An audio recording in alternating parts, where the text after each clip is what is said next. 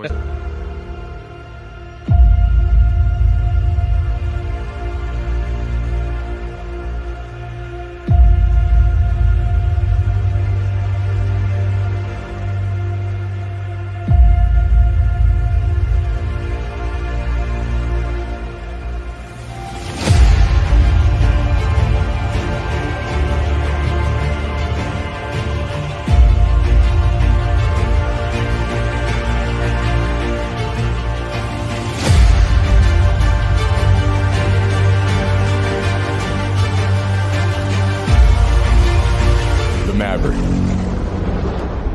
A rebel, a challenger, a risk taker, the one who believes in the power of the underdog, blazing his own trail, refusing to conform, daring to be great. No mercy for you guys, man. Let's go together. 1, 2, 3, together. Doncic as he loses one into Lively. Washington. Dancing, prancing, pulls up, three-pointer, bang! Domination by the Mavericks. Each chapter brings new challenges. We've defied expectations, shattered records, and redefined what it means to play for this city. This time, everything is up for grabs, and we always gonna stand on business.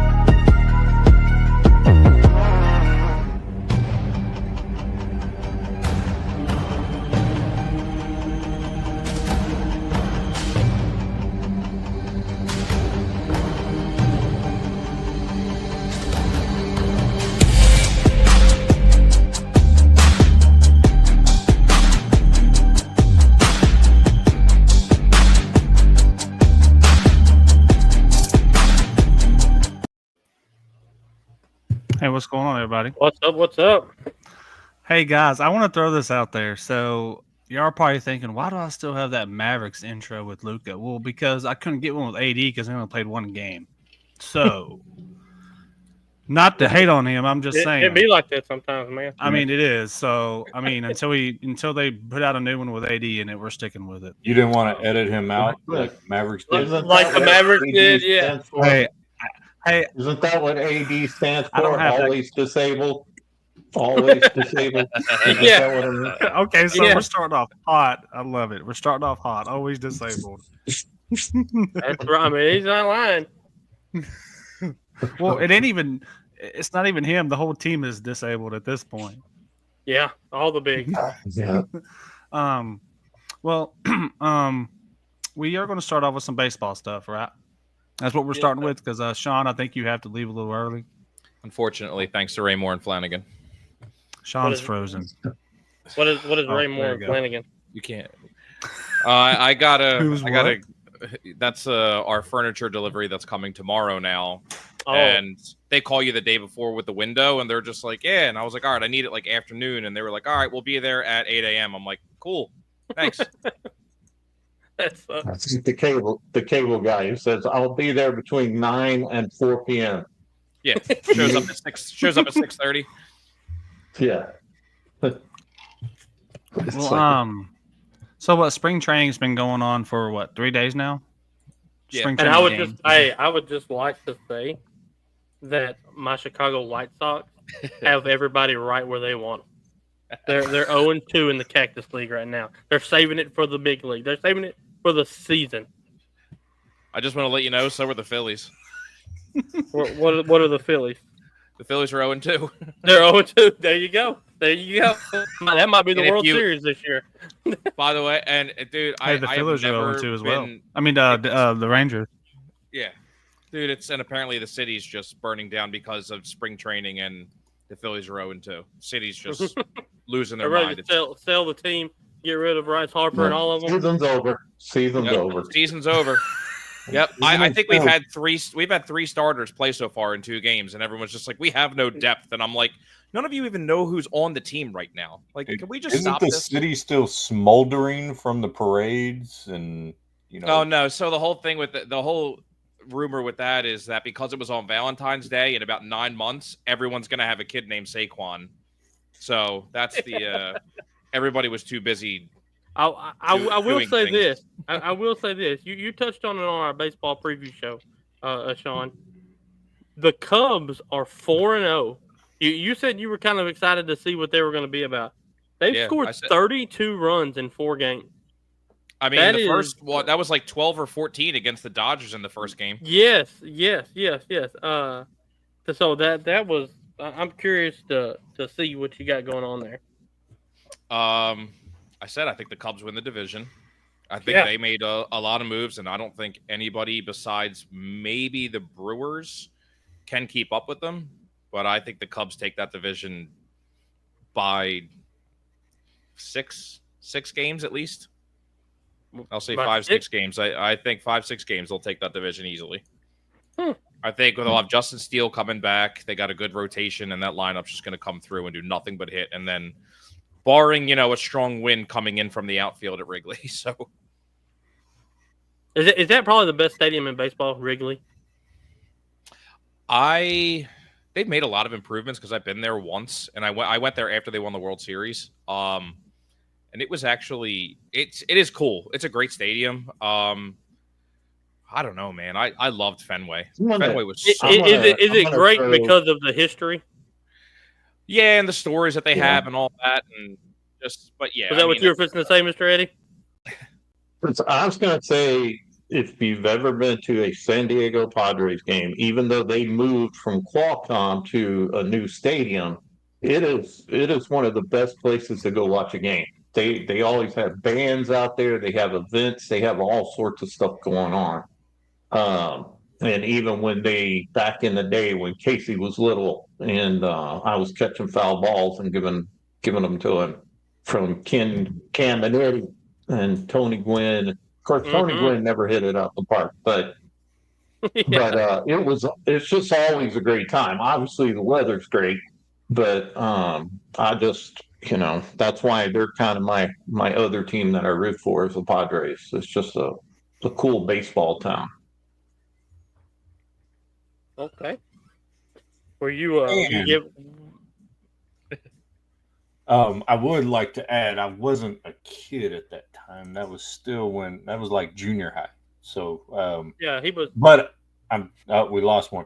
But ultimately, I am going to give the old man credit. Not only did he catch that foul ball, he caught it without spilling his beer.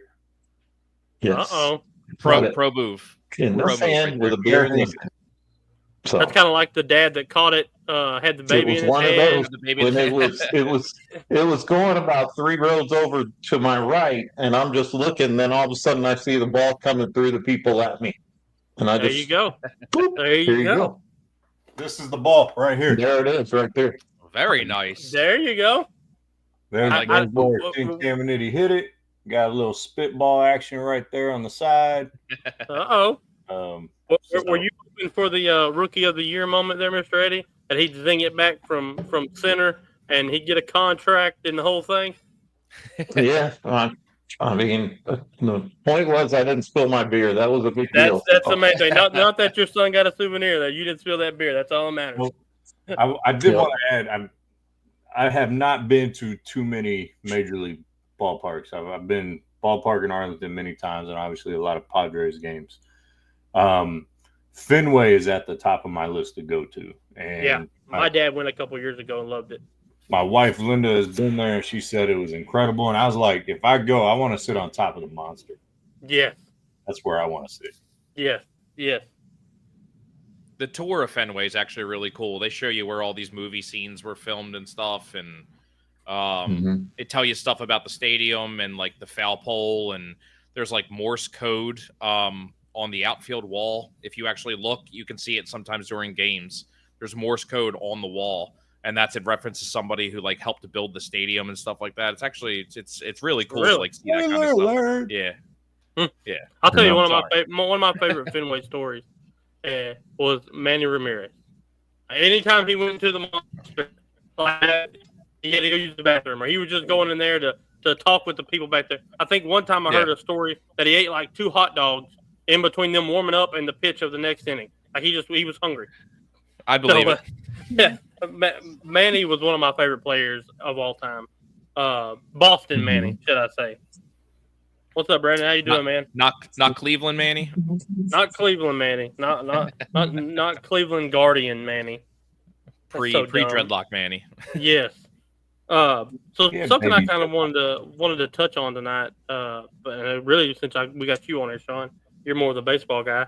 That video that I sent today about the guy putting the tag at second and blocking. Yeah. When did all of that kind of come about? So that was from last year's spring training with Lindor.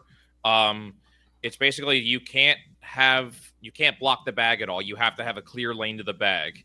And that's basically an extension from when a few years ago, Buster Posey from the Giants got absolutely leveled. He was catching. And this dude, I mean, just took him out full force. And I think he a serious injury to his leg. And so they basically said you can't block the plate anymore as a catcher unless the ball takes you into the path at home. So that was the updated rule for home. And then they started to move that into second thanks to kind of Chase Utley when he was with the Mets when he was with the Dodgers facing the Mets, and he slid into one of the Mets players and broke his leg. And I'm not even going to deny it was a really late slide. I mean, he was like at the bag and started the slide and took the dude out. Like it was a dirty play. But they basically were just like, you have to give a clear lane as a fielder to the batter. Can't block the plate anymore. So that's why I said, I'm like, and then they made the bags bigger last year. So I'm like, yeah, you're just give everyone pads. I remember the bags getting bigger. But like that on that video, I mean, he's only blocking like half the bag. So like you still have a whole half of the bag, and that's wild. Like I don't know, baseball's kind of getting a little like NFL and NBA. All these wussified. New rules and all that crap. Freaking pansies out there. I heard something, and again, you can correct me on this. Are they talking about going double bags at first base? Yes. Like slow pitch softball? Like slow pitch softball. Have the outside bag. Softball. Yeah, for the runner and the inside bag for the I'm going to be honest. That one, to me, makes sense. That doesn't bother me at all because there's been so many fluke injuries where somebody's stepping on a foot, God forbid, whatever, tearing Achilles. I mean, they're all wearing metal cleats, so it's very easy to do something. But, like, I forget, there was one years ago before any of these rules was implemented where the guy was running to first, and I completely forget who it was. I mean, he like snapped his ankle. It might have been like Todd Helton or something like that. If I'm trying to remember who it was, but he was on first. Or no, it was a pitcher. Sorry, it's clicking. I forget the pitcher, but I mean, he stepped on first, and the guy stepped on his ankle, and you just watch his ankle just fold completely over. I mean, that's a fluke. Yeah, but I mean, with how many plays there are at first base, and you player safety and all that, it's that one. I'm just like, how is that not implemented yet? But you're making all these rules for, the ball has to take you into the path in order for you to block the plate at home. You can't block the bag at second or third or anything like that. I'm like, first base is probably the easiest one to take care of, but instead they made the bags bigger to try and, I think, get to that rule quicker. But they're working on automated umps, and now they're having the challenging system and all that. They're trying that out of spring training. Yeah, gotta challenge it. Yeah. But they're not giving it to all MLB teams. They're only trying it for like half of them. And I'm like, I don't understand. Either try it or don't. Yeah, exactly. Now that brings up actually an interesting question. What do you think? Do you think they should go to automated balls and strikes to eliminate the human error? No, I think that's part of the game. It's always been part of the game is human error. I mean, the biggest one is the pitcher from Detroit, who, and it sucks, but he had a perfect game. Galarraga. He had a perfect game, and I'm sorry, that was the easiest call to make in that whole entire game. Probably he was out by 3 feet, and he called him safe. But I mean, it's part of it. I just always find it funny with replay is you have a multi same thing in the NFL, a multi-billion-dollar industry, and you still can't get replay right. Yeah. In NFL, MLB, and it's just like you have the best technology, probably have the best medical staff, you have all this stuff. You can't get replay right still to this day. And it's well, and that's the thing about it is they've made some of these rules so subjective. And you know, it's at least they've tried to fix was it a catch, was it not a catch? I mean, it was pretty simple back in the day. If it didn't hit the ground and you have both feet in, catch, period. But now there are so many, it's just like the hits on the quarterback. You know, there's also supposed to be the rule that barely gets called, is if which to me is stupid, is the running back, if he puts his head down to go into a defender, which, you know, would have eliminated Walter Payton in the day, because that's what he used to do. And Earl Campbell, they used to run through you. They didn't go around you. They weren't Barry Sanders. They would run through you. So to me, that's when you continually put more rules that are open to the person on the field's interpretation. That's when you get into these, you know, you're gonna have games that are decided when everybody disagrees. I think too with it is like either everything is able to be challenged or nothing. So you can't pick and choose this. I got a question because I haven't looked into it that deeply with the challenging of balls and strikes. If they challenge a ball and a strike, does that take the play? That is one of their challenges, right? So one of their challenges for that the specific situation they get 2, but they get other ones from the dugout because the dugout can't call this. So it's going to be either the pitcher, the catcher, or the hitter side of it are the only ones that can call a challenge for the at bat. As for like with the challenging, if someone's out or safe or if it's a catch, that's other separate ones. So generally now you have 4 minimum possible challenges in a game. Technically, yeah. If they implement this. Yeah. And then if you get it right, same thing. You get to keep it. You're another one. Until you get it wrong. Yeah, pretty much. It's just I had another question about kind of rules. Ball is hit down the first base line. It hits the bag. It's fair, right? Yes. Yes. Okay. Yes. The extended bag, is that going to be fair as well? It's in foul. No, it's fair. It's foul territory. But wouldn't the bag still be in play technically because you're using it? That's why I think it's like I don't know. That's where it's kind of iffy. Like it's it's the same thing as like if it's hit down first or third, and if it bounces in fair territory, and then it's challengeable. Is where did it cross the bag? Where did it cross the bag? Over it. So and that's still, it's the same thing as if it's a home run. Like, it looks like it goes over the foul pole, not to the fair side of it. It's not to the fair side. It's going to be human error and camera angle and all that, and it's just I forgot what sport it was. I forget what sport it was, but they're talking about implementing a chip, like a tracking chip in the ball, whatever sport it was, because that would take away all of the guessing and because you can literally track the trajectory of it and like the spot of it and stuff like that. And I was thinking how that would be cool for like NFL. It'd be cool for MLB because you can see, okay, the ball is clearly right here on this yard line. Like that. That's where it is. It's not a foot short or anything like that. I don't know if you guys remember back in the day, the NHL tried that to try and get more people to watch TV, to where they tracked the puck. It had like the blue line and red line if it was over a certain speed. It was when they had Fox. It was for like a year, right? I think. Yep. Yeah, it didn't last very long. I don't remember that. The only place that works is in the video game. Yeah. But I think you're referring to the NFL, and I think that might honestly that would They put chips and golf balls at Top Golf, but they're not the best golf balls, right?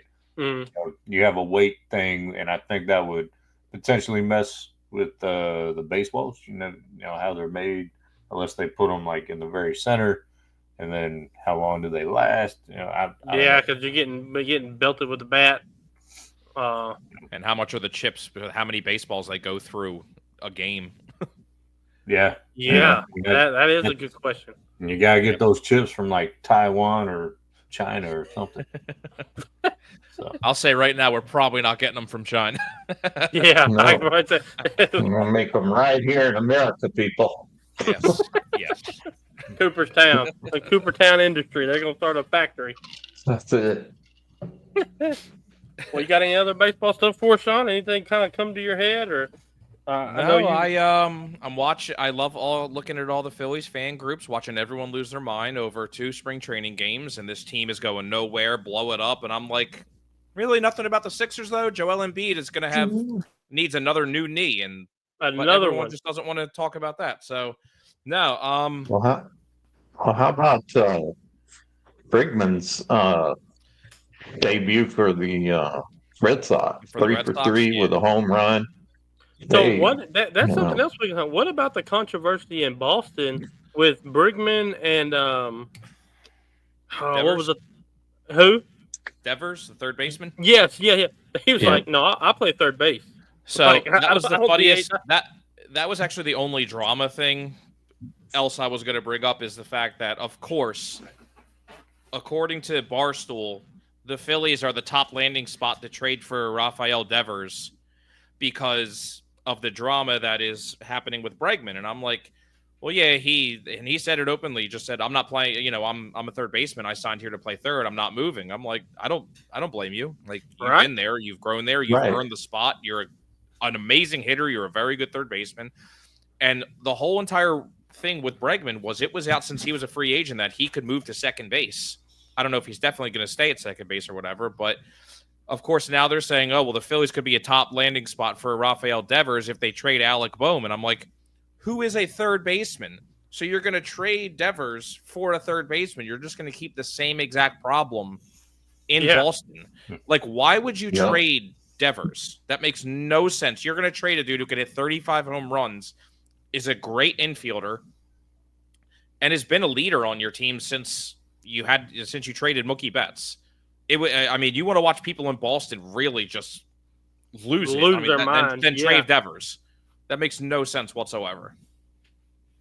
I kind of feel like Boston has went down from a organizational standpoint over probably the last 10 years.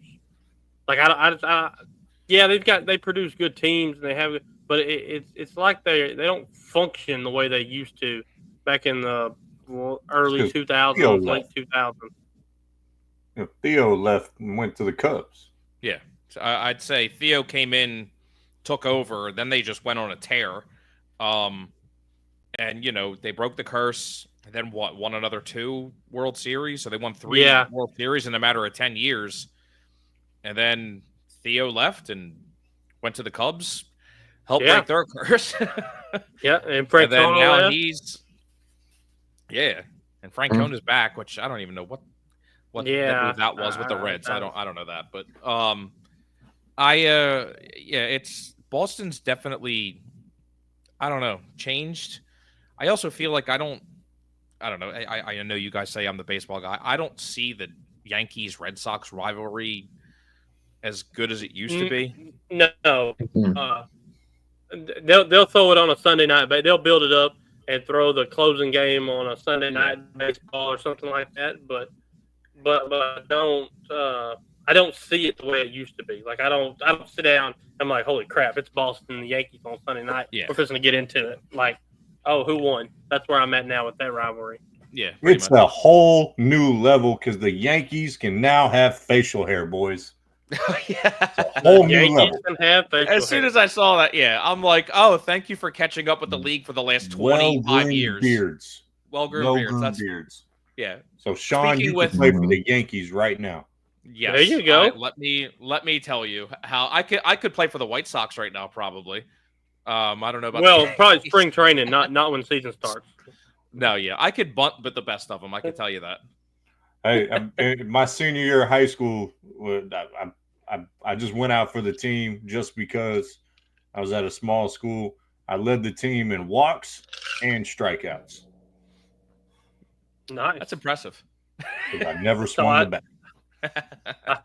I told Dustin and Sean Wednesday night. I gave up baseball in 4th or 5th grade. I don't remember which one. It was first year of kids pitch, and I batted right-handed. No, second year of kid pitch. I gave because I used to bat right-handed, and my dad said, "Man, you're gonna face this pitcher. He throws curveballs. It's gonna look like it's gonna hit you, but just stay in there. It's gonna drop right in front of you. Just stay in there." Well, I stayed in there, and it didn't move. Neither did I. I got pelted right in the ribs. And then after that, I switched to left-handed hitting. And then I got hit again, and I was like, I'm done. Like, I don't need to be getting just hit. So that was my career in the baseball realm. I played in the college, and I got hit once. One time in all the years, and it was my very last game. What college did you play at? I played at Camden County for a little bit. Okay. Nothing even worth talking about. What position? I was a pitcher and an outfielder. Pitcher and outfielder. Yes. Okay. And my arm still feels like I was a pitcher and an outfielder every game. Yeah, Casey got used to get hit with baseballs when he was young because I would pitch to him. You were and I would pitching hit him numerous times. Douche canoe down there, freaking visiting California, and it was softballs because he played slow pitch softball and I wanted to play, right? And so he'd be pitching them, and then he would intentionally throw at me.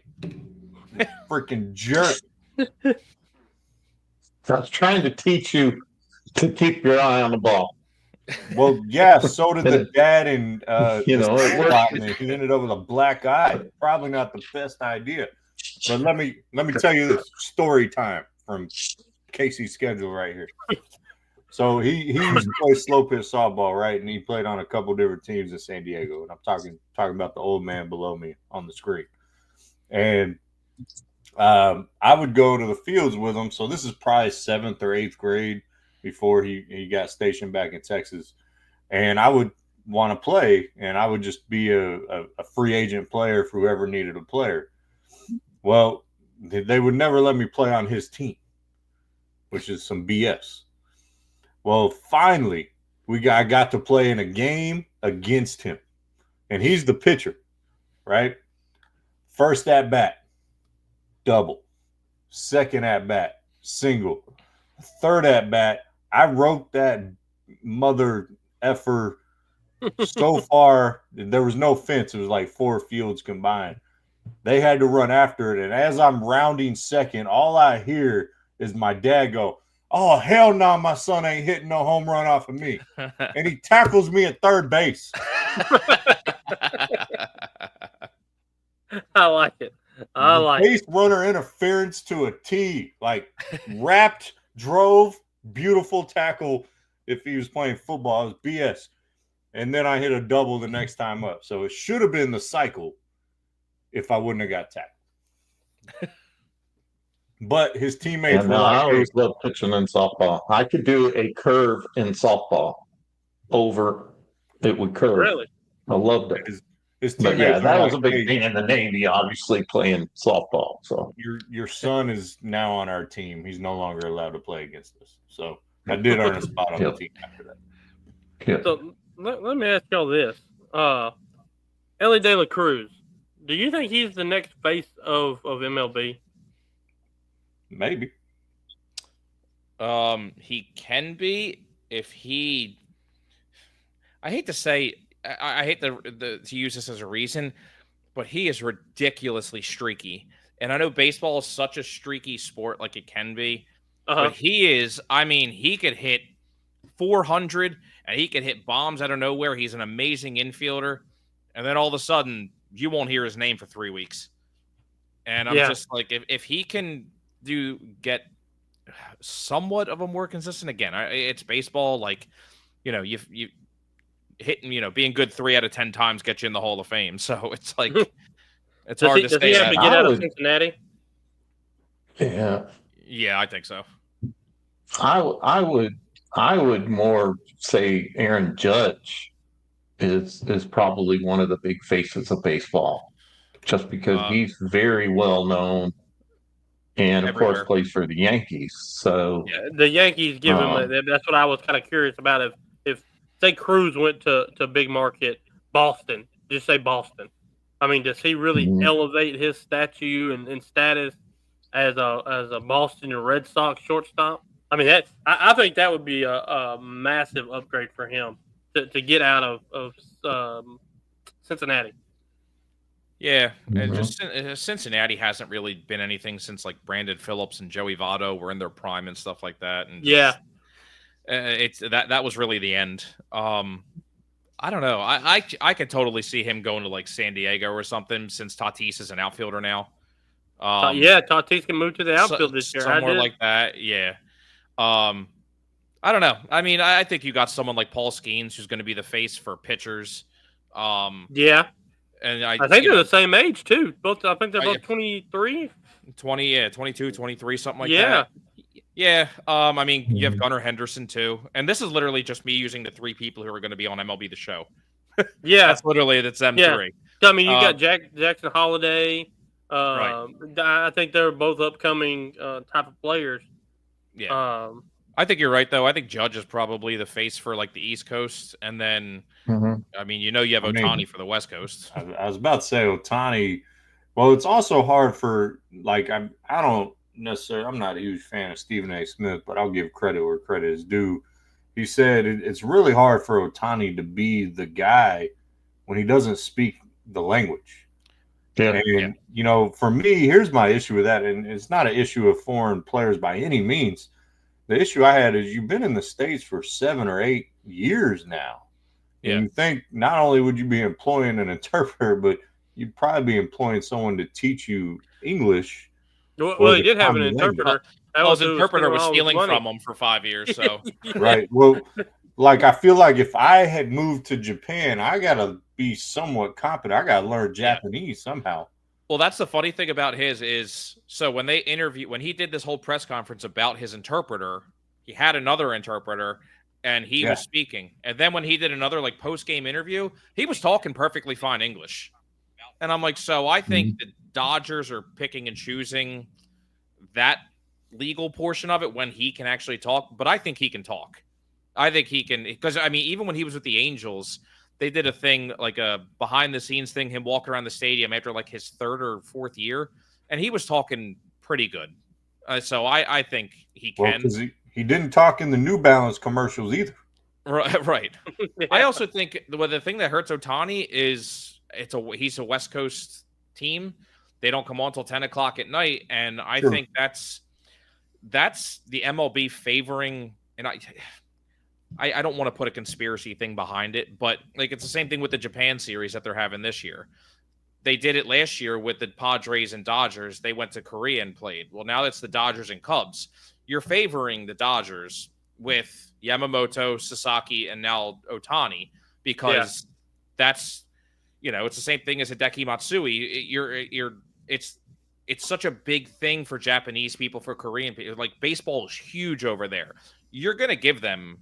It's easier for them to watch Ohtani play since he's a West Coast. So I think that's why it's the same thing with Mike Trout. When Mike Trout was the face, it was just like nobody can watch him.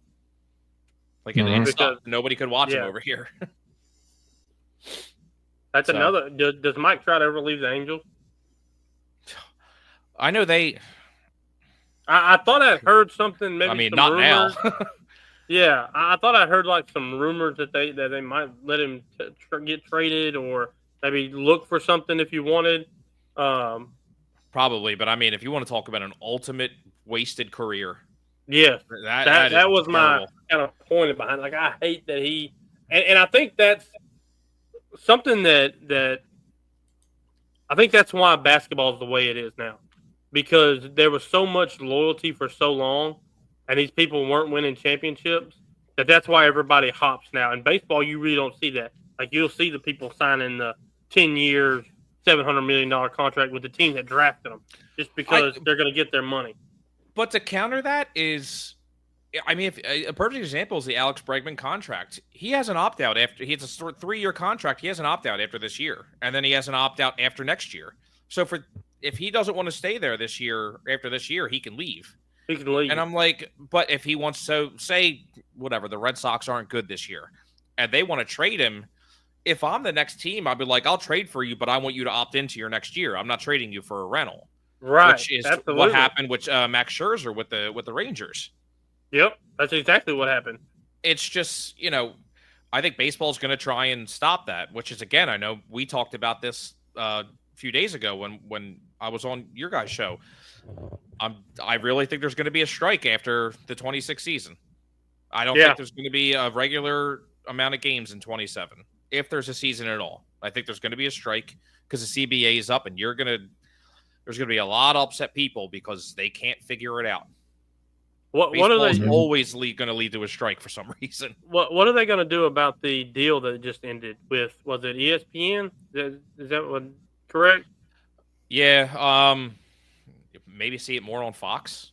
That's what I was. Are they just going to go to a different, maybe CBS or TB? What was it? TBS, Turner Bros. TBS. If Fox is smart, they'll get it because it's you want to grow the viewership, which has always been a problem because now you have Apple TV who gets all these Friday night games.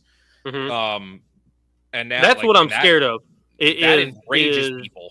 Is going to the streaming side of it because I did see where it was either Amazon or Netflix or something like that wanted to buy a large portion of the NFL rights Netflix. It was Netflix for streaming the games.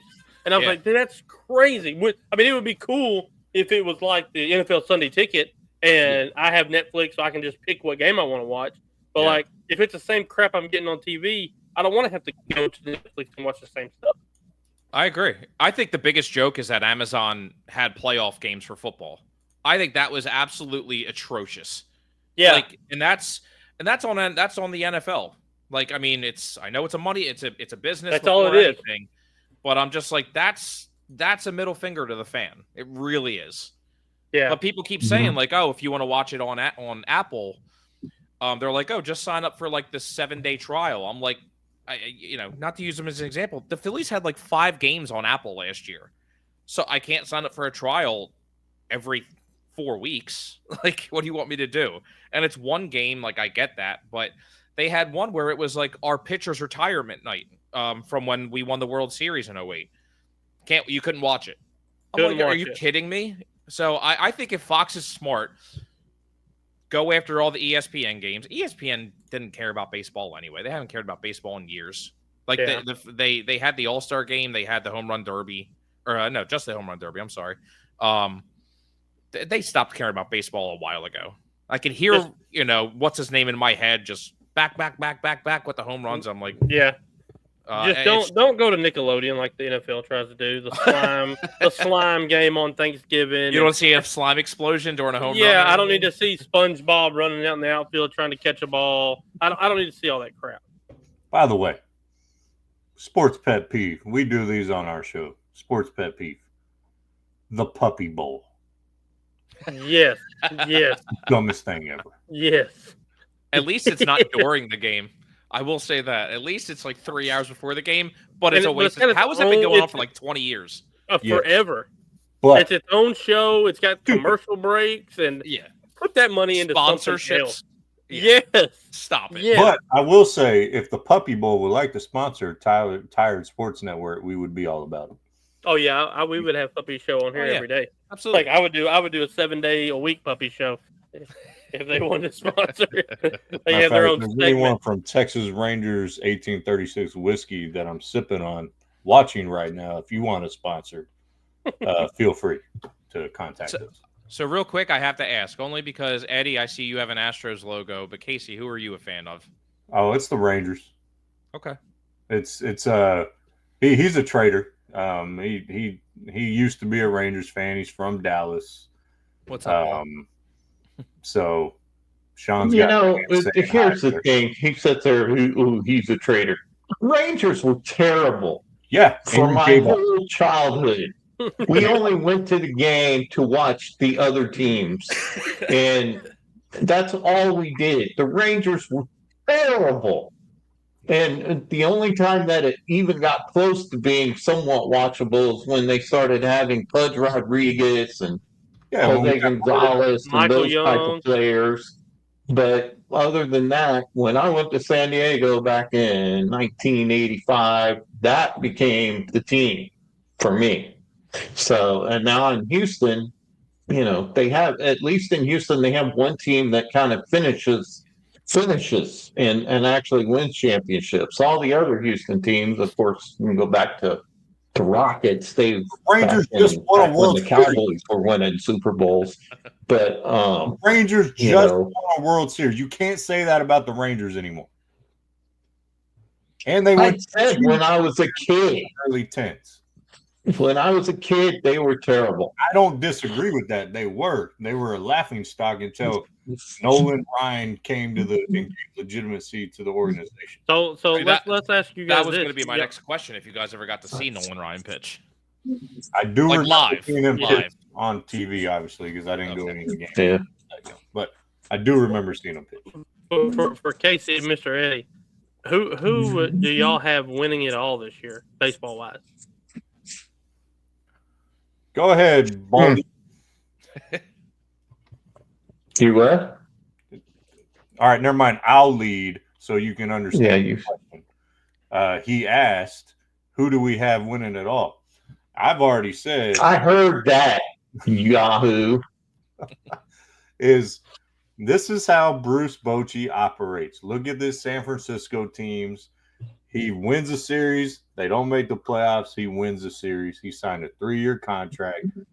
DeGrom is healthy. Evaldi is back. Kumar Rocker, I think it's Rocker. He's a dude. That dude is the next ace of the Rangers. Wow, that was some great, insightful stuff there. He's a dude. Good job. Look, you're over here trying to research whatever you're trying to figure out and try to say because you don't have a pick. But I will say, if the Rangers are healthy, I do see them being able to make another deep run. But baseball is just one of those sports you never really know.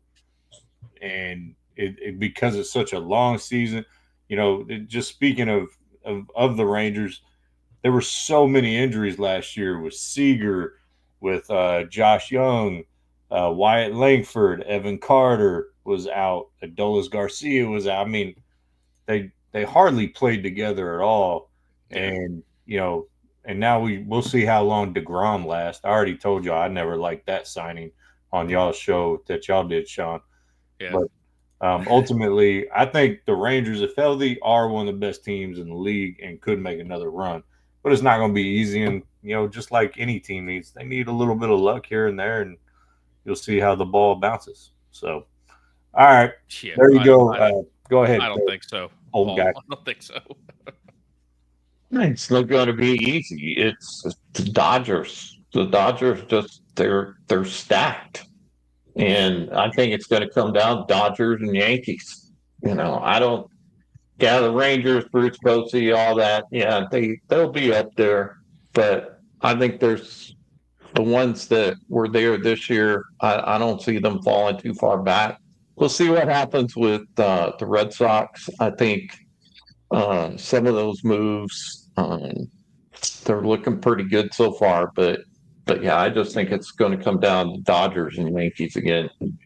The Yankees don't make the World Series, and they go back to having being clean shaved because that was a curse to let the beard grow out. That watch. They're going to implement that immediately the next day after they lose. Paul, if you're still watching, what position would look really, really funny with a beard? I don't think he would look good with a beard. I'll point out that me and the old man almost agreed on the Rangers, by the way. We almost agreed there. Almost. But we can't have that on this show. I like Bochy. I love Bochy as a manager because, he was with the Padres, obviously, when he took him. And so. Hey, we've had Coach J. Kidd, manager Bochy. might be in the works. Uh-oh. He might be on the show here coming soon. That would be pretty good. So, well, anybody got anything else baseball wise? I know Sean. I know you gotta get your railing off and your couch downstairs and the whole nine.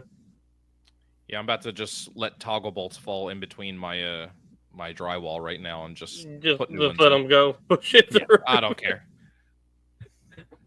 Well, if you need help, call Sean.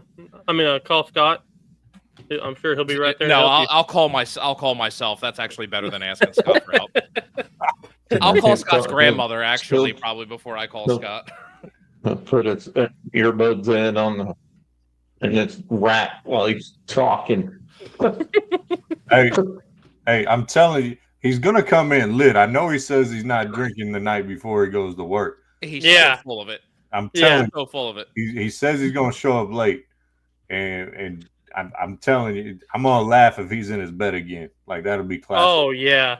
That was so weird. I'm gonna cry. It was so dark and like all I saw was like a head and like Ella, and I was like, "What in the world?" Hey, Sean, I literally until I watched y'all show, I did not know the ethnicity of your co-host based off of that appearance.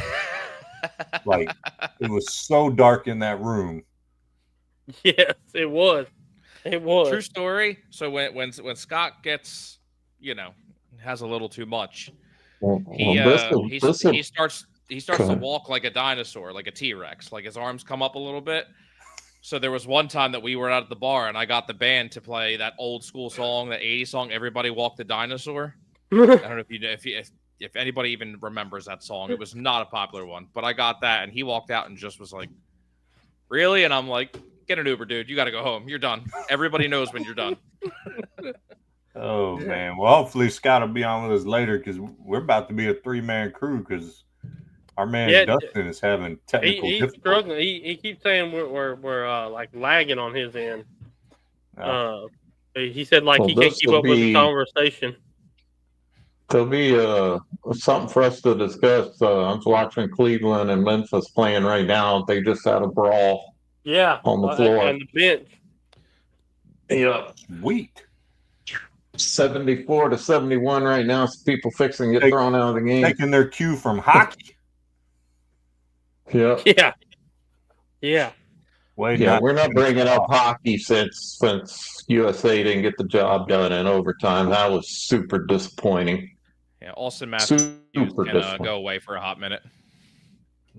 Yeah, he is. All right. Thank you, guys. Sorry I couldn't hang. All right, no, you're good, man. All right. We'll see you next time. time. See you guys next one. Peace. Yeah, that's the thing. It's just a little bit of hockey. Is McDavid to me is just he's the best player in the game right now. It's he and maybe I'm saying that because of what happened with the Stars. Jeez, they had Bane on the ground. Sorry, with the basketball game, they had Bane on the ground, stamping on top of him and everything else. He's staying in the game, I guess. But is what kind of stamp was it? Was it like a signature stamp? No, it was like foot stamping on him, stomping. They stamped on him. No, they put their stamp. You should understand that. You were the guy from hockey saying put the stank on somebody. Yeah, because his last name is on somebody. His literal last name is Stankovic. Yeah, no, I was just saying McDavid is just that guy when he is on the ice.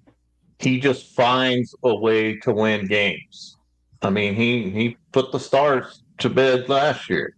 Yeah. He just is one of those guys that finds a way to win it. And so I knew when he was out there, it was going to be tough sailing, but hats off to the goalies. The goalies played unbelievable in that game, forcing it to overtime. But, McDavid he's one of the best, if not the best in the game now. So I saw something today, and it really blew my mind about basketball. I'm trying to hold off on Spurs talk until if we can see if Dustin can get in here. I know that's his team. But with Wemby out, Jaren Jackson, the center for Memphis, is now the front runner for Defensive Player of the Year. If he wins that award, he is eligible for $367 million. The Supermax. Wow. The Supermax, which is what Dallas didn't want to pay Luka. I'm not paying Jackson. And that blew my mind. Like, that blew my... But even the fact that he's eligible for it, he is not a top 25 to 40 player in the league. I think he's good. I think he fits what Memphis does. But there is no way that he is worth that much money. Agree. Mm-mm. And I was like, you are kidding me. Yeah, no, he's definitely not worth that. And you know, don't trade him to Dallas because we'll trade him trade him again because we won't trade him to Dallas. He'll get hurt. It's a big man. He'll be hurt. Well, that's true. Man, I will tell you this: Memphis is a really good team. Like I didn't know until I actually was looking at the standings and stuff. They're number 2 in the West. I had no idea that they were number 2 in the West. I think the last time I really looked at the standings, they were like 5th or 6th, maybe. But they've really kind of jumped up there, and Dallas got smoked today by the Warriors. They did. It was not a. You know, they were 5-1 since the trade. Before 5-2 now, yeah. And Christie did not show up. He went 1 for 5 for 2 points. Who? Curry had 30. I mean, he was 12 of 20.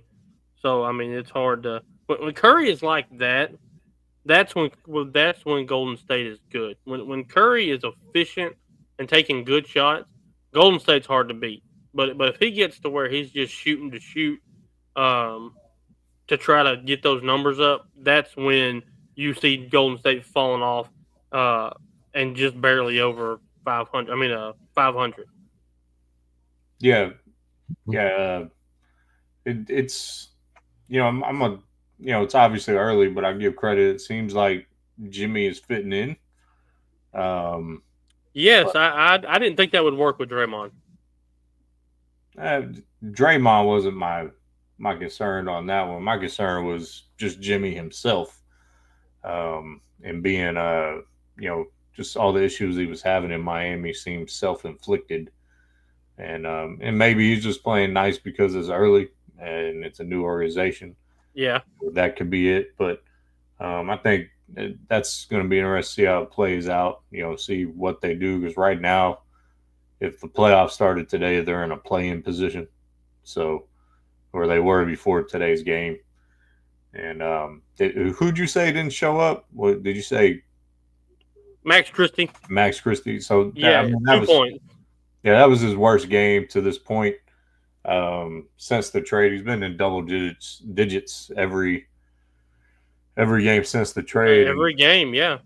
I was talking to a couple people yesterday when I was doing shooting a little hoop, and I told them, like his value is way beyond scoring the basketball.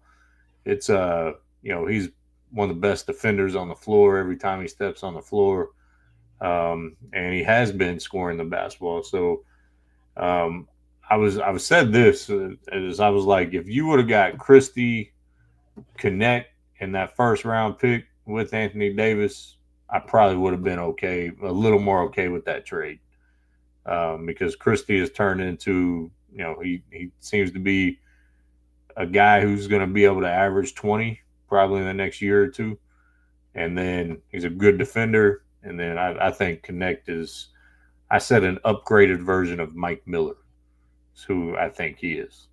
So I like that comparison. Yeah, but we'll see how it gets. And you said it before. All the big men are injured, so who knows what they'll look like. I think they'll look pretty good if they're all back, but they all got to get healthy. Yeah, that's it. And you almost want to, in my head, and I could be, you almost think that they're just trying to ride the ship right now until they absolutely need the big men. Like, I mean, let them get. We're in the play-in, which I don't like being in the play-in, but we're a game and a half out of the playoff spot. let's just kind of ride it and let them rest and let's see what we can go with. Now, if we get 2 or 3 games out of the playoff spot, now let's start working maybe one back in at a time and keeping pace. Yeah. But don't rush them back. We're not hurting right now, so let's not rush them back.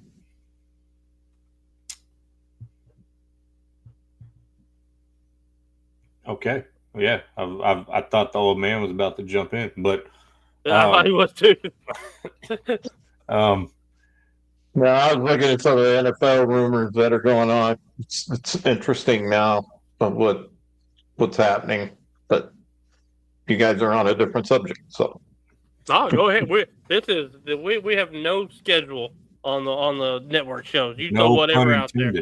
Yeah. Actually, you got 2 schedules. We got 2 schedules. When I commented on when I was listening to Sorry in Advance, I don't know if you were watching then, Derek, but I was suggesting, like, they were talking about all-time Philly players, and I was all like, well, you should do top 5 pitchers and top 5 hitters because they were struggling with like top 5 Phillies of all time, and they were like, well, maybe you should just schedule our show from now on. And he's like, oh wait, I didn't mean to. And I was all like, yeah, I did. I was watching that one. Yeah. So I think they were talking about Chase Utley they were having a hard time putting him at 2 or something. Yeah. I was just commenting, causing a little cane, but what are these rumors that you're reading there, Pops? Well, what do you guys think about Deebo Samuel? He's saying he wants to be a number 1 wide receiver for wherever his new team is. Go to Jacksonville. And he wants to be treated like that. Hey, he won't be number 1 at Jacksonville. They got Brian Thomas. Oh, do they? Mm-hmm. Yeah. I think he had New Orleans. Maybe. I don't think Chris Olave is I don't know. I don't know where he's like 25 pounds overweight. I did see that. I don't know where Deebo could be a number 1 receiver, to be honest with you. Yeah, that's kind of a tough call. I mean, I think isn't Miami, they said they're going to, even though Tyreek Hill wanted out of there, I think they're going to retain him. Well, he backed if Tyreek left and you brought in Deebo, I think Waddle would be my number 1 receiver over Deebo. Oh, yeah. It's probably true. Well, I could tell you who needs a number 1 receiver.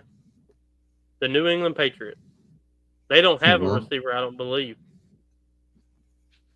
Not that I can recall. Not on the top of my head.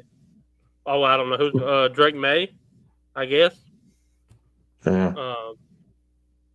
I did see a couple more rumors on the NFL side. I saw Kansas City was going to pursue DK Metcalf. Oh, that's just wrong. That would be kind of big for both of them, really, for DK going to that organization, and then that gives Mahomes a legitimate number 1 threat. And then I also seen some trade talk with New England and Tennessee that involved Joe Milton, their backup quarterback. Yep. That way, and it would do with like a 2nd or a 3rd round pick. It was something. So they would keep the number 1 pick. They would get their quarterback because Joe Milton's a great quarterback. I mean, you watched him in the combine. You watched him at Tennessee. He's a really good quarterback, and I think he just needs to grow and learn the NFL system.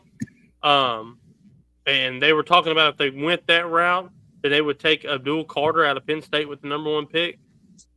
What would y'all think about that? What do you think about a defensive end going number 1 again in a draft that really doesn't have? I don't know if there really is a franchise quarterback in this draft. Yeah, everybody likes to make the argument that Sanders is, but I don't think.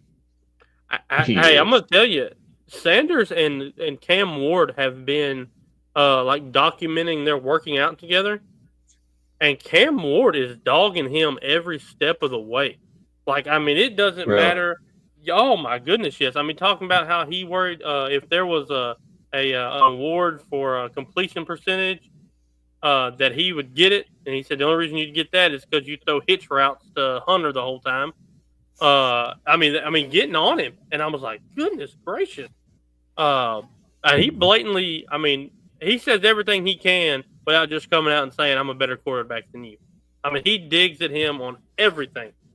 I don't think he's the latest on Sanders is he's not going to participate in any drills at the combine. Right. Which, that isn't really a huge story. A lot of quarterbacks do that. Yeah. But then one of the other rumors is, well, it's not really a rumor. I guess it's more of a question. Darius Slay with the Eagles. Is he going to stay? Or are they going to trade him or just release him? Because that's a big question for the Eagles. Think so? I kind of think so. I mean, he's been there for it. He was at Detroit, if I'm not mistaken, right? Yep. And then went to the Philly. Mm-hmm. He got his ring. A lot of these older guys, I think they want to go out on top. That's how they want to be remembered. I think of like Michael Strahan. He got his ring and he retired. Like that's how he wanted to go on top. Ray Lewis got his ring and retired. I kind of see Darius Slay as that type of player. Like he doesn't want to have 2 or 3 years after the ring and fall off and maybe not leave as good as he was when he was on top of the mountain. Mm-hmm. The another one is going to be Devontae Adams. Is he going to stay in New York? There's talk of him going to or being looked at by Green Bay. I've seen a Green Bay, and I also seen San Francisco. Yeah. Because that's where he was from, so he wanted to go back. The other big one that I saw, and this one could be huge. Matt Stafford and Cooper Kupp being traded to the Giants. That would make a lot of sense. That's why I don't think they'll do it. Yeah. It was. I think it was Stafford. It was Stafford and Kupp to the Giants for the number 3 pick. And like a 3rd rounder this year and a 3rd rounder next year, something like that. So that would help the Rams. I think the Rams are they're teetering. They're right there on they still have a really good football team, and they're close to the rebuild. Like, I mean, they're right there on which route they want to take. Well, yeah, and I think if they lose Stafford, they go into full rebuild. Because absolutely. I think he's the one who gives them a chance to win every year. And that's going to be interesting to see. To me, watching him, he didn't fall off as far as, even though he's getting older, he's still, to me, playing at a high level and keeps them in it. Which is another thing about quarterbacks, of wondering what's going to happen in Chicago. Fields. Is Fields going to stay? You talking about Pittsburgh? You mean Pittsburgh? Or Pittsburgh Steelers. And is he going to stay? Because the Jets are a rumored team for him. It was a swap. It was Rodgers for Fields. I seen that earlier this morning. I don't know who gets the better end of that deal. I mean, a washed up Rodgers versus a pretty good Fields. Washed up Rodgers is still pretty good, I think, if he wants to be. Yeah, Fields is just a weird one to me because he's shown at times that he has the talent, and he definitely has a great arm, but it just the inconsistency. In a lot of ways until really this year, I put him and Jalen Hurts in the same bracket of being inconsistent, but a very good runner and can do things. So, but I think Hurts was able to elevate his game because of the running game he had this year. Um, but yeah, it's going to be interesting to see this whole thing with Aaron Rodgers. I think he just kind of needs to go into the sunset and fade away. I think Yeah, I he's think just he's trying to hold on. I think. yeah. Yeah, I think he's So trying to hold on way too You know long. where Aaron Rodgers needs to? He needs to do the Brett Favre trifecta. He needs to go to Minnesota. yeah, that's another name I heard. Or Darnold to the Jets. Him going back to the Jets. Yeah, that would be weird, huh? Yeah, But, Darnold's part. yeah. I but don't know. yeah, To kind of go back to that New York and Rams and all this and that. So if you're the Rams and you make that trade and you get that number 3 pick, and like I said, you're sitting there on, are we rebuild moding? Are we going to try to compete and this and that? You could actually trade that 3rd pick. Okay, you could trade it back to say the Raiders or the Jets at 6 or 7. Get you a king's ransom for it. Get you the 6th or 7th pick, the 1st round pick next year, a couple seconds for them to jump each other to go get that quarterback that they're both looking for. Right? They're both looking for a quarterback. And like I said, if you do that, then you definitely are in rebuild mode because I think your pick is in the late 20s, if I'm not mistaken. 26. So that you're not gonna get a quarterback there. You might can get a Kyle McCord in like the 3rd round, who's a great quarterback. Don't get me wrong. I mean he lit it up. But yeah, this is I love the NFL draft. I love everything leading up to it. I know we kind of talked about doing a draft show for the first round of the playoffs, first round of the draft, and just kind of even doing like our own little mock drafts in between. But yeah, that's all I really had on the football. So I wasn't even really thinking. Football's not even in my mind right now because it just ended. And I'm like, man, we got 8 months before anything freaking pops back off football wise. Y'all got anything basketball or the great college games yesterday? I don't know if y'all watched any college basketball. But Tennessee beat A&M 6-7. Auburn still looks good. man, Florida you had looked to good. bring that up, didn't you? Yeah, I hate that. I mean, A&M basketball is just like A&M football. Sometimes they beat the good teams, and you're like, oh, crap, dude, we're going to be okay. And then they lose. Or it's like we've got to learn how to beat the good teams consistently. And I brought this up a while back on our show back during college football. 2021, I believe, or 2022, they beat A&M, and it was like, I mean, they beat Bama, and it was like, oh, crap, but we're going to be good. And then they lost to South Carolina the next week. They blew out Missouri. They blew out LSU. Then they get blown out by South Carolina. Their season derailed after that. I mean, it was pretty much done. Duke looked great yesterday. Houston looked good.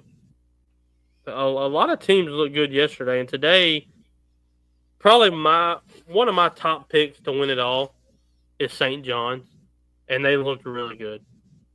St. John's looks really good. Rick Pitino has got them playing great basketball. And that's a whole different show in and of itself. The March Madness. They beat UConn today, the 2-time defending champ, who's struggling. I mean, UConn is 18-9. I mean, they are struggling to kind of find their footing anywhere, much less just the Big East. Yeah, I don't think. Yeah, Go ahead. Go ahead, Kate. Oh, I just said I don't think UConn's three-peating by any means. No.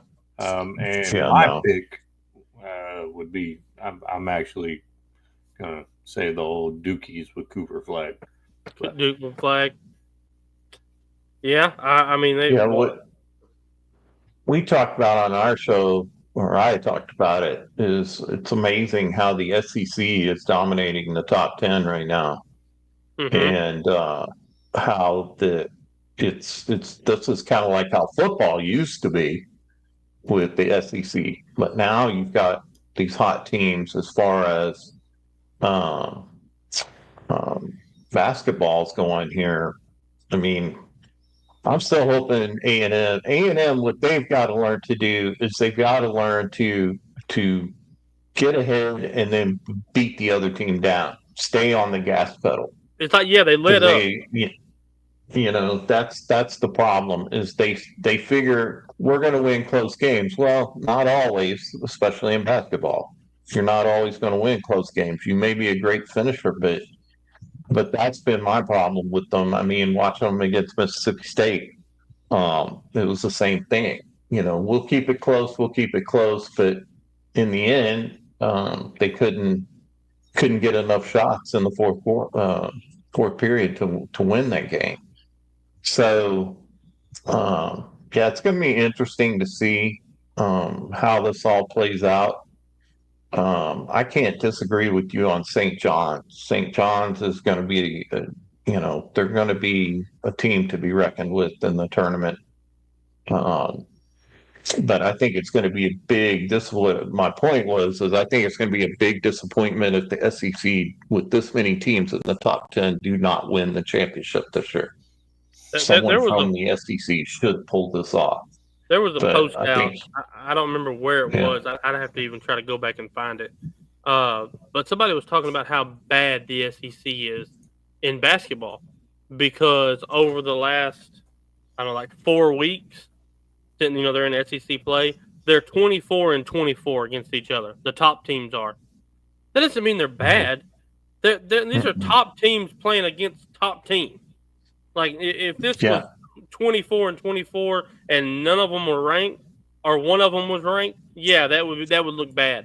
But when you have 6 in the top 10 and they're just playing each other and beating each other or splitting, that's just how dominant the league is as a whole. And it kind of came out of nowhere, the SEC being this good in basketball. It was always like Big Ten, ACC, and then the Big 12, SEC, then kind of everybody else. But now, I would beg to differ that the SEC stands on its own right now, atop of the league as a whole. I know the Big 12 still has teams up there with Houston and Iowa State and Texas. Iowa State's another good one. I mean, they're great. That's a great team. But I mean, just top to bottom, there's so Arizona. I know they lost last night to BYU. BYU's another team. I mean, BYU is playing great right now. But to me, I know this is completely like sidetracked. Right now, to me, the best team in basketball, college-wise, boys or girls, is the Texas Longhorn girls. They have won 4 straight against ranked opponents, and they have beat the last 3. They beat number 2 South Carolina, number 8 Kentucky by 20, and number 5 LSU by 13. They are playing unbelievably, and of course, UConn girls blew out South Carolina last week, which was a big win for them. I think they needed that. Notre Dame girls lost this morning to North Carolina State. Yeah. No, I can't disagree with what you just said either. But yeah, to your point though of what the fact that the SEC teams are playing each other. I mean, between them, there's only Auburn and Florida, between them and all the games they've played, between them have only lost 5 games. Yes. Whereas Auburn's only lost 2, Florida's lost 3, Alabama's only lost 5. I mean, and you look at some of these other teams. SEC is dominating basketball right now, and it's just a correlation of how it used to be in football. Now it's really shifted to basketball. Well, So I was making the hand gestures. I don't think you saw it, Derry, but I was making them earlier. That's because they can pay the most. Their money. Oh, their schools absolutely. bring in the most money. That's what it's come down to. It's come down to Major League Baseball and who's going to pay the most NIL stuff. And I know I put a Brandon's comment up there about Clemson being a half game out Out of first. Clemson of the ACC. Clemson not being a traditional basketball power. Talk about a school that has money in the ACC, but I also think there's other teams in the ACC that are way down that are traditionally normally pretty good, like Virginia Tech, UNC, North Carolina. Those teams are not having good seasons. And I mean, even Notre Dame was more on the girls' side, not necessarily the guys' side. So I'll refrain from that. But in Wake Forest, which is a traditional basketball school as well. But I'd say almost as impressive as Clemson being a half game out in the ACC is SMU being in 4th in the ACC in basketball. After the run they had. So that's pretty interesting. You talked about paying the players. It's almost to the point now in sports where if you get a really good person, like let's just take South Carolina for example. They've got that defensive end and they've got that quarterback. Like they went on a run. Like in your mind, you can't just think about, man, we're really going to be good these next 2 years. Mm-hmm. You got to be, man, we're going to have to pay them to keep them here each year. Like they're not. Yeah. You're going to have to pay these guys now to stay. If not, Alabama's going to give them $5 million a year, and you're only going to give them $2.5 million. They're going. Yeah, it's so. I kind of posted something about this earlier, not necessarily along those realms, but I think I've reposted on my ex on Twitter and it was talking about how recruiting has changed and how the game has changed, especially with the JUCO rule now not counting against their eligibility. And I think Rick Pitino, we're talking about St. John's, Rick Pitino was like, I'm not even recruiting high school athletes right now. That's right. And so I tried to explain this to our kids out of Stratford last year when I was coaching out there because we had legit dudes looking to play at the next level. I was like, guys, recruiting has the dynamic has changed when it comes to high school kids. So if you get a legitimate offer, you better take it. Like you can't sit around and wait around anymore unless you're just one of those guys. And if you're one of those, if you're a Cooper Flag, you can wait. Yeah. But if you're one of these fringe college D1, D2, D3 players, you can't sit there and do that anymore. And this is this idea of keeping your own players, like you were talking about paying. Well, in high school now, like I remember I interviewed in Mansfield. I won't say which high school, I got a bunch of them, but I interviewed in Mansfield ISD, and he's like, we got to have our gym open because if our gym's not open, we basically got to recruit our players to stay. And if our gym's not open, they're going to be 10 miles down the road at DeSoto or Duncanville if they're open. Playing open gyms there. And so it's what's crazy is the entire landscape of sports has changed, and for me, my personal opinion, not for the better, but and that's a topic for a different day probably. But it's one of those things that it's just kind of crazy. For me, it's really hard to get into college basketball, into college football, because these guys there's nothing fun about this guy's played 4 years in college and he's been at 4 different universities. Yeah. Like, have you he's ever been, seen the picture of his name is Bear Alexander? He committed to Georgia. Went to Georgia for a year, then transferred to USC, and was then he the one with the tattoos? He's got the G on his right there, and he's wearing a Penn State uniform, but his profile picture is him in the USC uniform. Like, what the crap, man? Like, I said this back during football season, and the more that I see the way the landscape is, the more that I believe it. There was a post put out by a unnamed recruiter for a major D1 school. He said that if you're not top 100 in the nation in college football, you're probably not going to see the field as a freshman. So if you want to see the field, you need to go D2. And then if you're not top 200 in the nation, you probably need to go D3. And he broke it down like that. Well, when I was seeing that and reading this, it almost reminded me of the MLB farm system. Like, Alabama is going to say, okay, hey, Casey, you're not good enough to make our team, but go to South Alabama for a year. And then when this guy graduates, we're going to bring you up. It's almost going to be like a little farm system with these major D1 schools and these lower schools. And it's going to go all the way down to JUCO, especially since you have the 2 extra years. You're going to work your way up to the quote unquote to the show. And you're just going to be taken care of all the way up.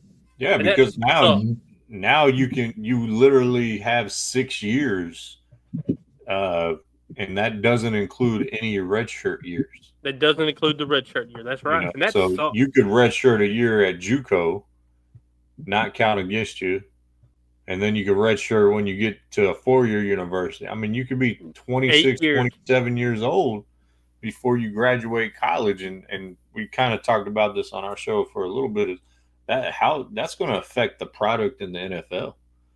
Yeah, no, that's a 26-year-old rookie. Yeah, you got to. Where do you take that guy in the draft? He's got talent. He developed into a dude in quote unquote your minor leagues, but do you take a first round, a second, a third round pick on this quarterback who, may have 10 really high elite years, maybe? I mean, how old was Penix last year when he came out? Wasn't he like he's 26? There you go. With multiple knee injuries. And it's almost when kids come out early. Yeah. And so ultimately I think it's definitely a conversation we're having, and interesting to see where it goes in all sports when it comes to the age but when you filter it down to my level at the high school, man, when basketball is already an elite sport, you get 12 guys on a varsity team out of a school of 3 or 4 or 5,000. I mean, that's 1% of 1% of 1% of 1%, essentially. Yeah. And now you put all those guys up against all these players across the nation, and that doesn't include, you're talking prep schools as well, where guys are playing after high school now. And then you add the JUCO thing, and it's like, to get a scholarship or get recruited out of high school now is going to be so difficult that, your guys that with potential that could develop into guys, they're not going to get opportunities. And, they might at a small school or a JUCO somewhere, but like, people sleep on JUCO. Those are grown ass men playing ball at JUCO. Yes, in every sport. Like, it ain't no joke where I can just walk on at a JUCO. Like, and I think that's a mentality, even back when I was in school, and maybe back when you were in school, Casey. It's the mentality of, I'm either going D1 or I'm not going to school. Well, I had a player like that last year. Like, our point guard, my dad knows who I'm talking about. I'm not gonna put his name out. He's a great kid, one of the best kids I've ever coached, attitude wise. Loved him to death. He played his heart out. He ran the show. And I was trying. He wanted to play Division I basketball, and I'm like, dude, you're 5'7", 5'8", 5'9", somewhere around there. You're quick, you're a strong guard, but man, you need to, if you want to play ball, it's not going to be D1 because they're not looking at guys like you anymore, or even given those opportunities. And the kid was all about, ball was life with this kid. And he was a great high school basketball player. Just his attributes and things didn't translate to the next level on what they're looking for, because I think a lot of young players don't understand this is, you're 6 foot doing what you're doing, or 5'10" doing what you're doing and getting to the rim. Like, there's guys 6'7" can do what you do, and they do it faster, more explosive. Like, it's faster, a reality. Stronger, jump higher. Yeah. Yes. Yeah. So,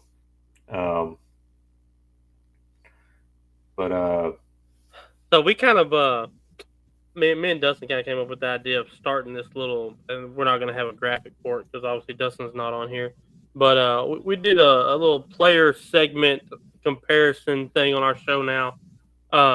And last week, or Sunday night or Wednesday night, it was Carmelo Anthony versus Jason Tatum, because I got into a discussion with a guy at work who's he's 20 or 21. And he tried to tell me Jason Tatum would eat Carmelo Anthony's lunch, and just how much better Jason Tatum. I said, dude, have you ever watched? He said, no, I'm not familiar with Carmelo. I said, then how can you say that? You don't sit here and tell me that if you've never seen it. Derek, are you that child's boss? Yes and no. Fire him right now. I know. Fire him right now for saying that blasphemy. I hope he's watching right now. Comment if you're watching. If you are this person that Derek was talking about. So all week, this was on Monday morning that we were talking about it. So like Monday afternoon, I sent him like a 10-minute video of Carmelo Anthony highlights. Tuesday, I sent him a 15-minute video. Wednesday, I sent him like a 4-minute video. He was like, man, I'm sorry. I was unfamiliar with Carmelo Anthony and who he was. I was like, yeah, don't ever talk crazy like that again unless you know. But this week, we went to the big guy side, and instead of, we could do it either way, but we were just talking about their college careers. It was Tyler Hansborough at North Carolina, and it was Joakim Noah at Florida. And so we put the poll out, and it was 77-23 in favor of Tyler Hansborough. Yes. I personally agree with that, being a North Carolina fan, but as an unbiased North Carolina fan, Tyler Hansborough was just unbelievable. I mean, he was Tim Tebow of North Carolina basketball. Like, he brought you everything that you needed every single night. I remember the Duke game when he got his nose broke and just was pouring blood everywhere. He stayed in. They got him fixed up, and that's just who I relate him to. And he could go get you 30 and 15 any given night in college. I mean, he was that good. Now, yeah, his team was unbelievable. They had Wayne Ellington and Danny Green and Cody Zeller and Ty Lawson running the show. I mean, so they had an unbelievable team.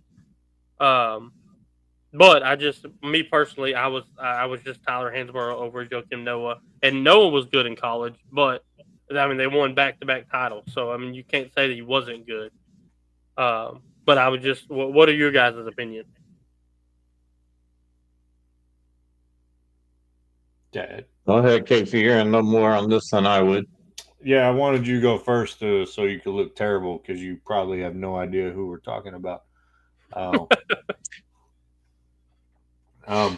So you're probably Googling Tyler Hansborough, misspelling his name. I'm not Googling anything because I'm not going to have any discussion on this. So shut up and continue. Or continue and I'll shut up. One or the other. Dumbass. Oh man. Yeah. I mean, to me, in those two, I would take Tyler Hansbrough easily. Ultimately, his college career was, I mean, it's up there with almost anybody's.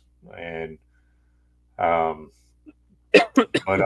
on your Tatum Melo thing, I mean, to me, I would take Melo. The effort, how he scored, and if you want to talk about his Melo's college career as well, I mean, that 1 year he had at Syracuse was insane. Yes, it was a national title. You can go back even to his senior year in high school at Oak Hill Academy. He was unbelievable there. I mean, he was phenomenal. We did have one discussion with, I forgot who was in the comments. I want to say it was one of Dustin's buddies. But like, I really didn't know what Melo's prime was. Like, was it the last couple years in Denver and the first couple years in New York? Was it more the New York Melo was the prime? Was it more the Denver Melo was the prime? To me, I would probably say his prime was short. To me, it was short. I think the last probably 3 years in Denver, and then he had 3 years in New York. I think he had a 6-year prime, but I think he's overall probably one of the top 10 scorers in NBA history. I mean, his ISO game was unreal. His mid-range was unreal. He was the only rookie. This is what blew my mind about Melo. He's the only rookie ever to win Rookie of the Month every month, but not win Rookie of the Year. Because, of course, LeBron did. Okay? Carmelo made the playoffs in his rookie year. LeBron didn't. So how that correlates, obviously we know, but it doesn't.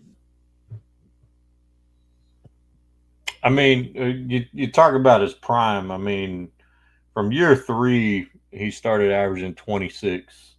Mm-hmm. And, had some really good years. Then it dipped down to 22, and then it stayed steadily around 25 to 28 up until 14, 15. So his 10, 11-year run when he first came in the league was phenomenal on how he scored the basketball. And that included, obviously, Denver and then getting traded to the Knicks for, his first couple years in New York.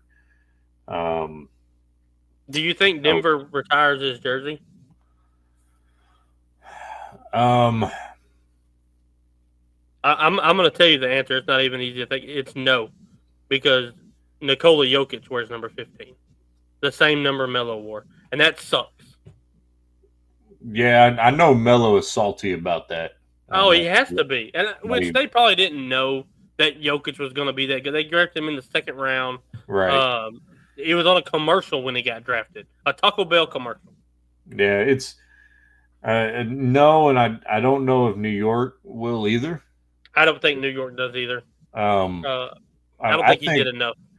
I think Melo goes down on that list. I mean, obviously he's done playing. He retired a couple years ago in that failed campaign with the Lakers. I think he's one of those that is one of the best players to never win a championship. I think he's way up there on that list. I agree.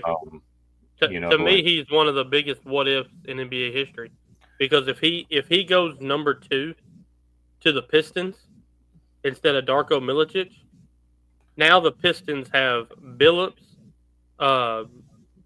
Chauncey Billups, Rip Hamilton, Tayshaun Prince, Carmelo, and the Wallace. And Wallace and Rasheed Wallace. And Rasheed. He gets a ring before Wade. He gets a ring before LeBron. And I would be pressed to say he has multiple rings. That team, I think, would probably win 2 or 3 in a row. I believe so as potentially, for sure. So I think, yeah, man, I don't know. I don't want to say what if, because what if to me is like injuries. Like Like like that. That's when I think, what if he had a 19, 20-year career, so he had ample opportunity. When him and Allen Iverson teamed up in Denver, I thought that was a team that could have made a run, but they ran to the Lakers in the Western Conference Finals. Lost 4-2. That was a good team too. I mean, they had Billups, AI, Melo, Kenyon Martin, Marcus Camby, Birdman, J.R. Smith. Yeah, that was a good team. They had a solid team. I think it'd be interesting to do a what if list. I mean, like my list starts with Penny Hardaway. Like that's my biggest what if player. Because I think you could put Grant Hill on that list as well. I mean, G Hill, Greg Oden.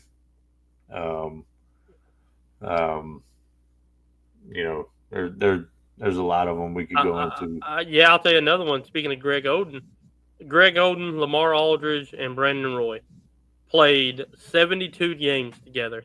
Yeah, Brandon Roy is definitely on that list. Brandon Roy, he was a problem, and yes, I think he was. I think he could have been like the next in the ilk of Kobe. Ooh. Like, I don't know if he wins 5 championships in that, but I think he could have. That dude was such a good player and so smooth, and it was almost effortless. And which makes that 2011 NBA championship run that's behind you all the more impressive by that's the greatest championship run ever. I don't care what anyone. That's 100% agree with you. But yeah, those three, they were 62-10 when those three played together. That could have been a great trio. Yeah, you can't knock the Trailblazers for picking them. I mean, you can't predict injuries. I agree. It's I think the Greg Oden one, he did have a little bit of injury history at Ohio State, but that kind of is what it is. What's crazy is I was coaching high school basketball in Ohio when those dudes were at Ohio State, and when Trey Burke was playing at Northland with Jordan Sullinger, and then Northland had these 2 twins that were insane as well. Man, that team was stacked, man. We also our teams played against Jimmy Jackson's kid, Trey Jackson. From the Fab Five, Jimmy Jackson? Yeah, no. Yeah, Jim Jackson played for the Mavericks. Okay. Yeah, had the long NBA career. Yeah, the part of the 3 J's: Jamal, Jason, and Jimmy. Jason, yeah. Jamal Mashburn, that was a good player. I liked old Jamal. But yeah, that'd be an interesting list to come up with. The greatest what ifs, and you could even do it by sport. Yeah. What would your be what if for football, Mr. Eddie? The what if? You mean just if someone went to a different team? Yeah, any. I mean, injury wise, if somebody went to a different team, anything. Well, when you bring up that, the thing that comes to mind is, back in the day, what was it? They were still the San Diego Chargers, actually drafted Eli Manning. Yeah. And he refused to go there. And which actually ultimately made the career of Drew Brees later on, got him, elevated there. But that would have been Eli Manning on that team if they had just had a quarterback, because you had LT there. Well, they had Philip Rivers. Yeah, he came in a little bit later, but it was the same draft. But it would have been, I think, Eli Manning. Yeah, Philip Rivers he couldn't get him past the hump. Obviously, it's another what if. What would have changed? Where would and then I'll go back to the ultimate one of oops of Ryan Leaf and Peyton Manning.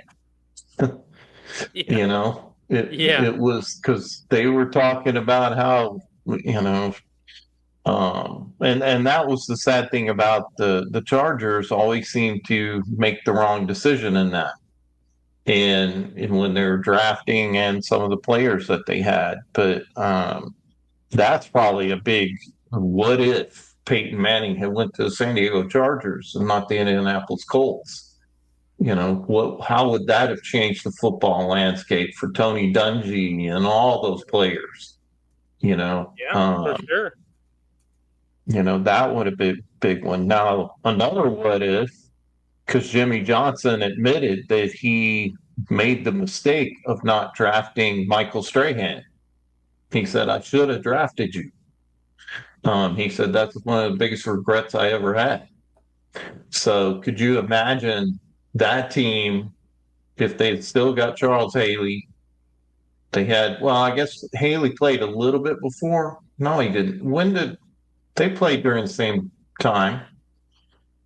Michael Strahan, Charles Haley, Deion Sanders on that defense, Charles Woodson. So yeah, those are a few what ifs for me. And here's my biggest one of all. If Jimmy Johnson hadn't left the Cowboys, how many Super Bowls would they have won? A bunch. If JJ hadn't screwed it all up. And I still go back to even JJ said his wife told him, you just had to mess it up, didn't you? You just had to mess it up. And yeah, he did. He messed it all up.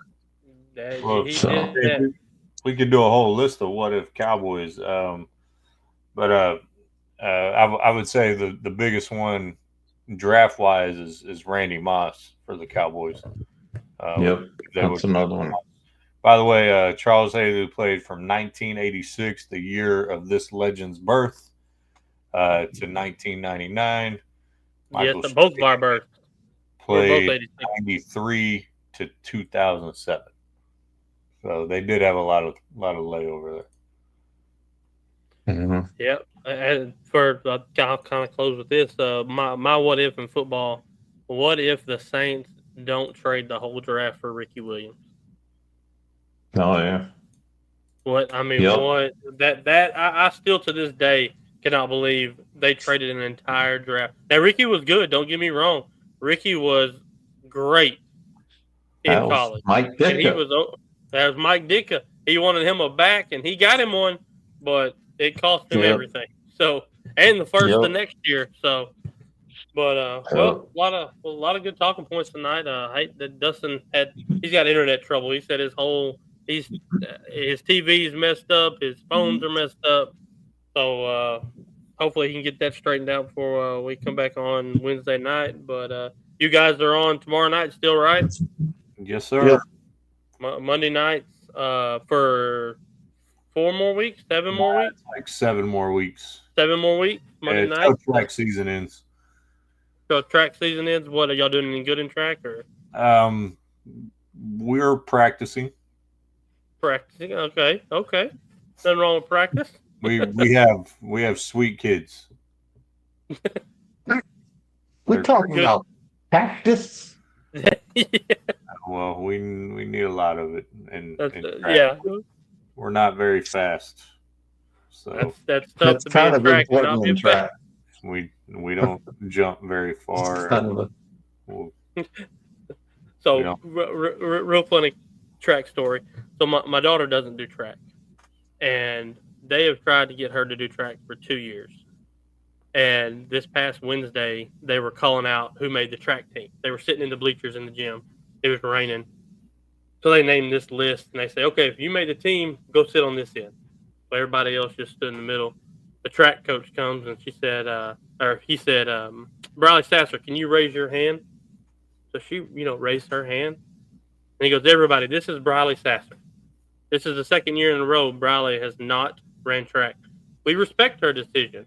We respect that she doesn't want to run track. Don't be like Briley Sasser. Briley, can you go over there and sit to the left? He made her go sit by herself over in the left because she wouldn't run track. They try to get her to do it. They try to get her to do it so bad, but she just doesn't. She's a basketball girl who plays volleyball and doesn't run track. That is, I mean, that's a good one. I mean, that's up there with my midget story. That's a good one. Well, she tells him, so she has a heart murmur, and it's very light. It's very light, but I mean, she plays 32 minutes of 32 minutes in a basketball game. But she always tells him, "I can't run track. I got a heart condition." And so they can't. I mean, what do you say? That's classic. But well, all right, boys. Well, good show, and we'll tune in. Make sure y'all tune in tomorrow night for On Time Sports. Then Tuesday night for Sorry in Advance for Philly, and then back here on Wednesday night with us. Y'all got any closing remarks? Anything? Just if you're gonna comment hot, because we take it and run with it, or I should say I take it and run with it. But come in. You just might be entertained. We're the self. I'm not going to run with it. That wastes perfectly good energy. So I'll let you run with it. You haven't ran in 37 years. 37. Yeah, I just picked a number. Don't really answer. Isn't that how? Yeah. Okay. Yeah. Once you made cheap, you weren't even a twinkle in my eye yet. Who's your daddy? Who's your daddy? Why you gotta say that's so lame? Like, come up with something better. Like, you think almost on this planet 6 decades you would have something better? No, it's too good because you have no response. Terrible. No response. That's right, Mister. He has no response. If it ain't broke, don't fix it. All right, fellas. Good luck. We'll see y'all tomorrow night.